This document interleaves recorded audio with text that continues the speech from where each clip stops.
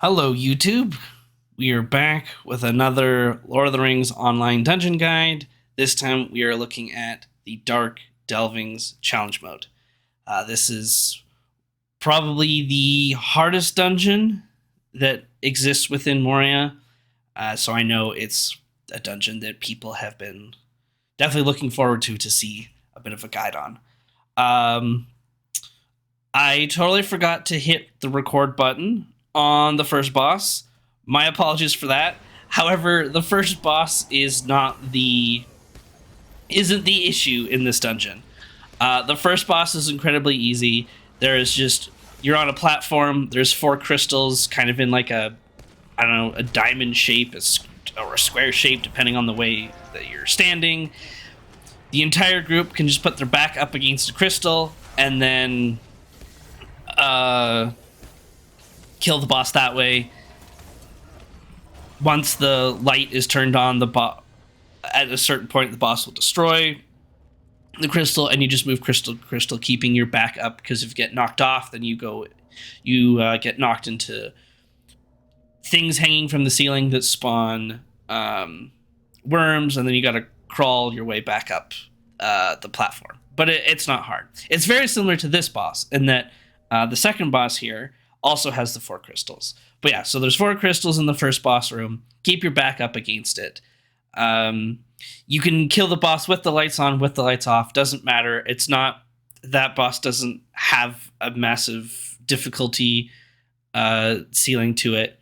So it's pretty straightforward.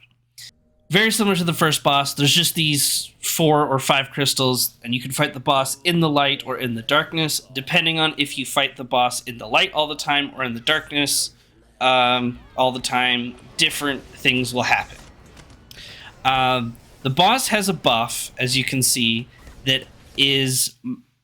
Oh, it went away. Hold on. There we go. Has minus 100% incoming tactical damage, but plus 20% incoming melee and range damage.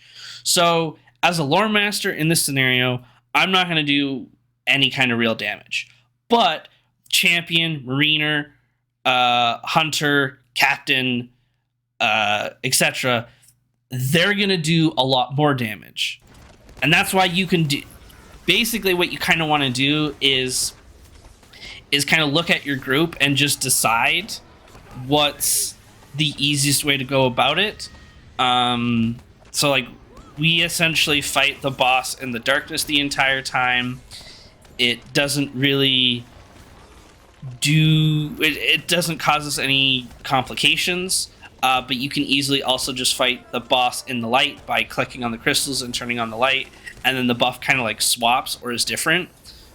But as you can see here, now after 50% health, the buff changes. So now he has incoming all damage. He takes increased damage from all types.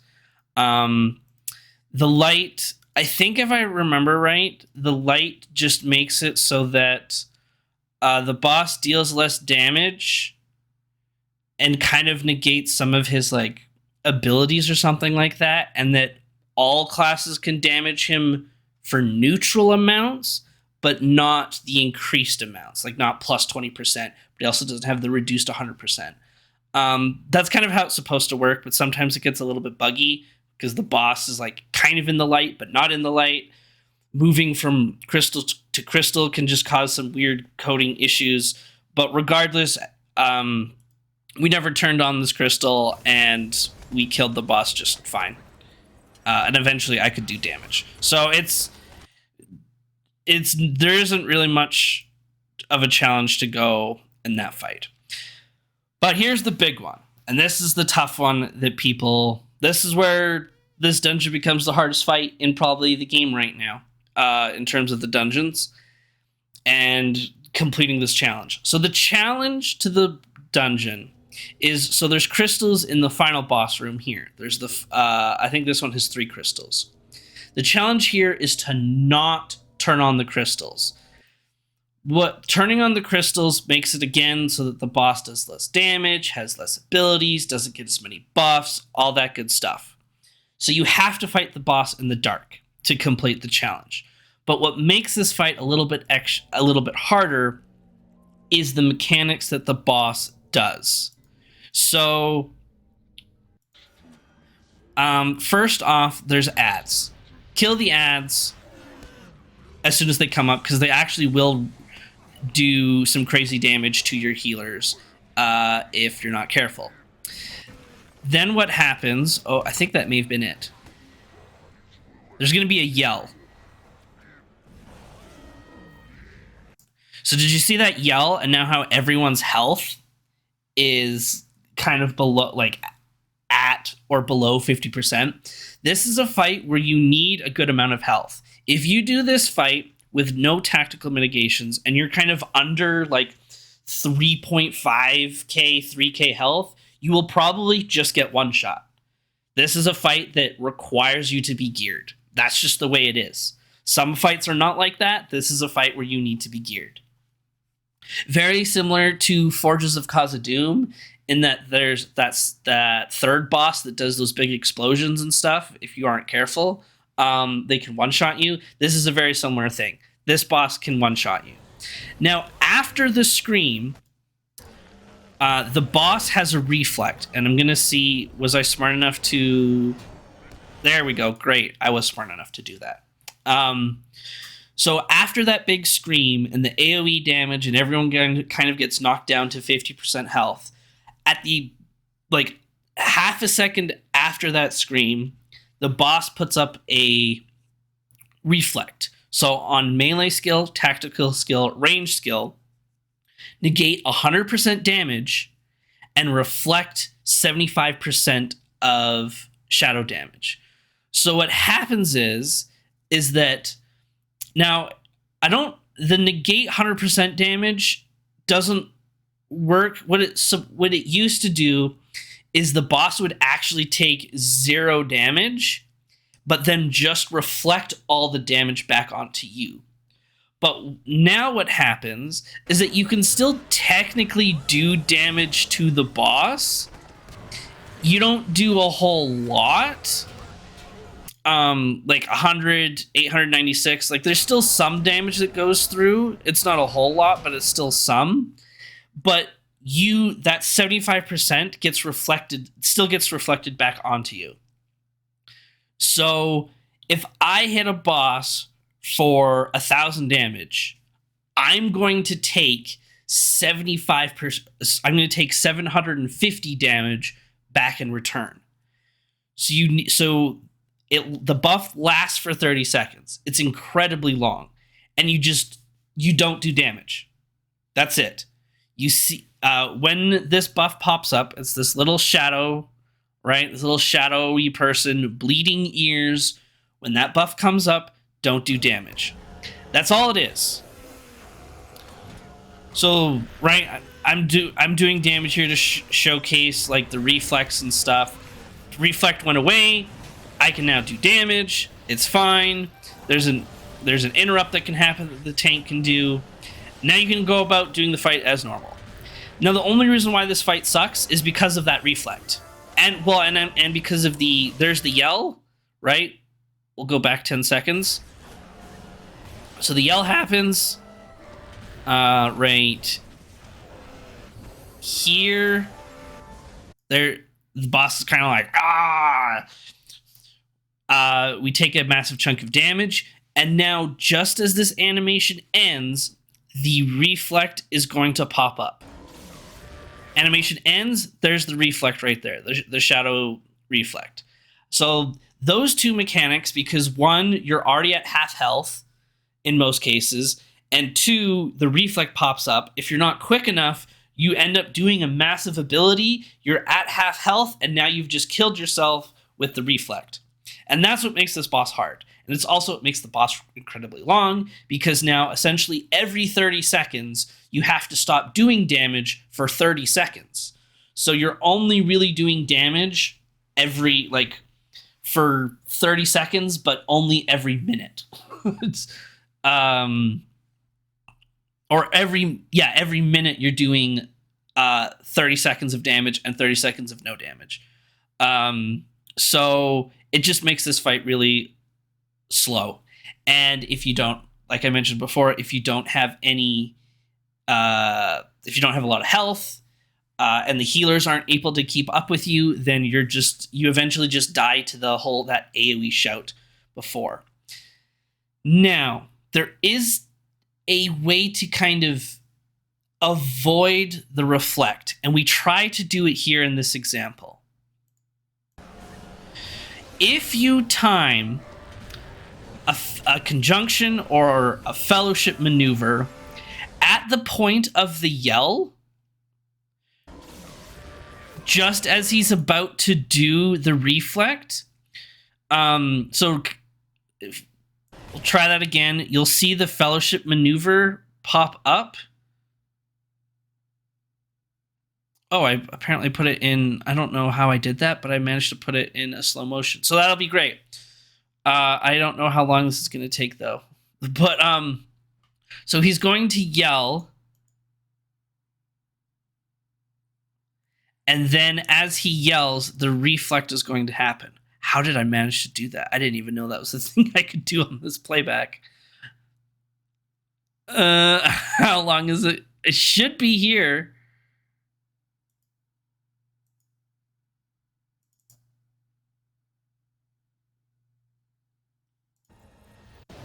Okay, hold on.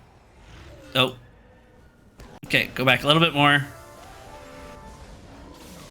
Okay, so he's about to, so this is kind of the timing is tricky, but so we've taken the damage, it's now been healed up, and at this moment is when the reflect is about to happen.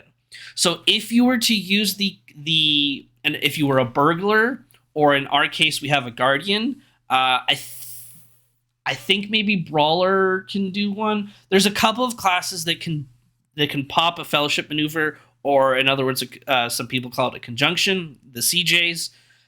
If on demand, if you can use it on demand, if you time it right, you can stun the boss right as he's going to put the reflect up, and then you can actually avoid the reflect altogether. So we were off by like a millisecond. The reflect came up, and then the fellowship maneuver came up. So, as an example here, I show you, even with the reflect up and the fellowship maneuver, I nearly kill myself. But again, it was just to showcase that you can't, if you don't get the fellowship maneuver timed correctly, even the fellowship maneuver will kill you, right? I nearly killed myself just by hitting yellow. So don't do that. That's bad. I heal myself. It's fine. So I wonder if I can now find an example where. Oh, that was. How did our. Oh, did he just die to the reflect? I think he died to the reflect and didn't get healed. Yeah, that's all that was. Okay. I wonder if there's a showcase of. I guess we can't fellowship maneuver just yet. Oh no, we can get the stun. You just don't get the color wheel to pop up. So we'll see if we get it here. Right, we still have 26 seconds before we can use another fellowship maneuver, but I think you can still get the stun effect if you do it right. No, that one was mistimed as well. Okay. Gotta kill ads. I want to see if I can showcase an example, because it's kind of cool to see. Oh, was that it? Or is that just a random one?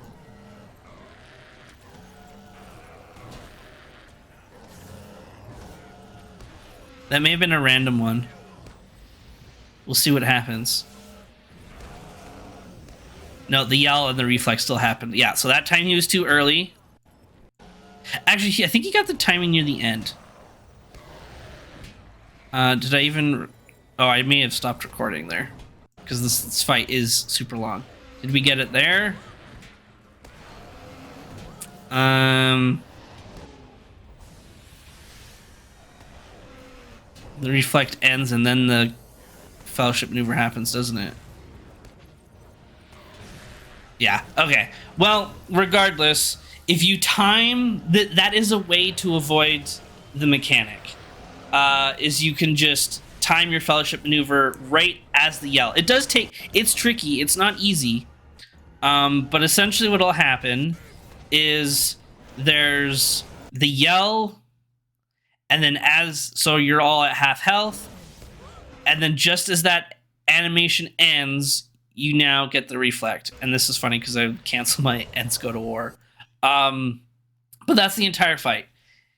If you time the fellowship maneuver correctly, you can actually avoid the reflect. But if you can't, it's no big deal. You just have to sit it out and wait. And it just makes the fight longer. I do recommend tanking the boss in the middle of the room. I know some people like tanking the boss next to a crystal so that the tank doesn't get knocked back. But if you're in the middle of the room and the tank just stands with his back, right, we're standing in the middle of the room, the tank's back is down kind of like a path, so to speak.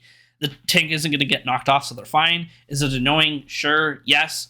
But why you tank in the middle of the room is because it's easier to deal with the ads that spawn, and you can see them, rather than if your back is towards the middle of the room, right? Because some groups like doing the tank is by a crystal, the boss is in between, so it's wall,